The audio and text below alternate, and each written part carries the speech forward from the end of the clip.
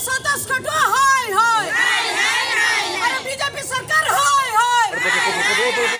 BJD वरिष्ठ नेत्री तथा बालेश्वर सांसद प्रार्थिनी लेखाश्री सामंत सिंहार विरोध में नीलगिरी बीजेपी विधायक संतोष खटुआ गणमाध्यम सम्मुख में अत्यंत अरुचिकर मंतव्य देथिबा प्रतिवाद रे बालेश्वर बिजु महिला जनता दलर टाउन अध्यक्षा मीना महांती सहदेवखुंटा थाना विधायक विरोध में एतला देइछन्ते। 4 दिन तले नीलगिरी विधायक फार्म हाउस हाथी दांत शिकारी वन विभाग गिरफ करने पर विवाद सृष्टि होता। गत बुधवार भुवनेश्वर एक सांबादिक सम्मेलन में श्रीमती सामंत सिंहार श्री खटुआ हाथी दांत राकेट रे संपृक्त थिबा अभियोग करबा सह वन विभाग तांको खसाई देबापई षडयंत्र करुथबा अभियोग करथिले। यासह किछि कुभाषा कहिथिले। एही कटु मंतव्य उपरे श्री खटुआ मध्य सबु सीमा सरहद टपी अत्यंत अरुचिकर मंतव्य देथिले। फଳରେ आज श्रीमती महांती नेतृत्व में नीलगिरी विधायक विरोध में एतला देइछन्ते। श्रीमती महांती कहिछन्ति कि जने विधायक मुहरो जने महिला विरोध में एभली अरुचिकर मंतव्य बाहरिबा अत्यंत दुखदायक अटे। विधायक प्रथमे क्षमा मागंतु, से नारी जाति को अपमानित करिछन्ति। पुलिस मध्य एतला को गुरुत्व दे विधायक विरोध में कार्यानुष्ठान ग्रहण करबा नितांत आवश्यक। नचेत बिजु महिला जनता दल राजरास्ता रे आंदोलन करबा को बाध्य हेबे बोली चेतावनी दैछन्ति।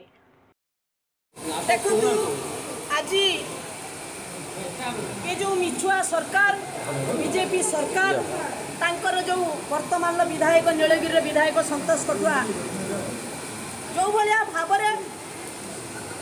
पूर्वतन सरकार मुख्यमंत्री जो भाया भाव नारी मान को गोटे सम्मान प्रदान करथिले, किंतु वर्तमान सरकार बारंबार नारी मान प्रति असादाचरण दुर्व्यवहार अश्लील कथबार्ता आज तांकर साब्यस्त करछि।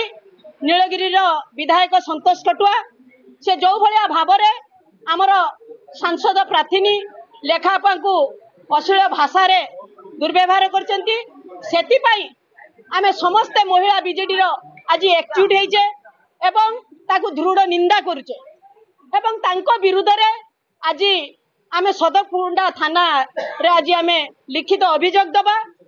तुरंत वर्तमान सरकार को मोहन माझी सार को आमे निवेदन करबा तांको प्रति यथाशीघ्र दृढ़ कार्यानुष्ठान निया जाऊ।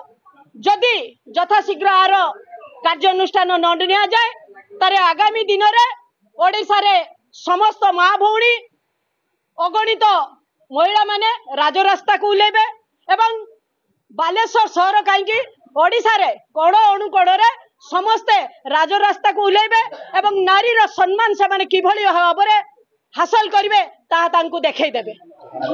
जो आमर नीलगिरी विधायक संतोष खटुआ सांसद प्रार्थिनी आमर लेखाश्री अपा को जो अश्लील भाषा रे गाली गलज करूचंदी आमे तांकर उचित किभली तांको न्याय मिलू।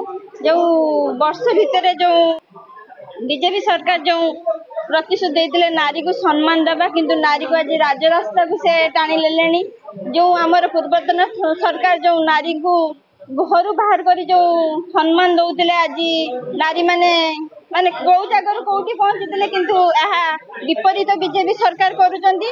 नारी को आज असम्मान करचंदी, जो भली अश्लील भाषा रे गाली गलज करचंदी पूरा सारा ओडिसा तांको नुहे सारा ओडिसा नारी से असम्मान करुचंदी।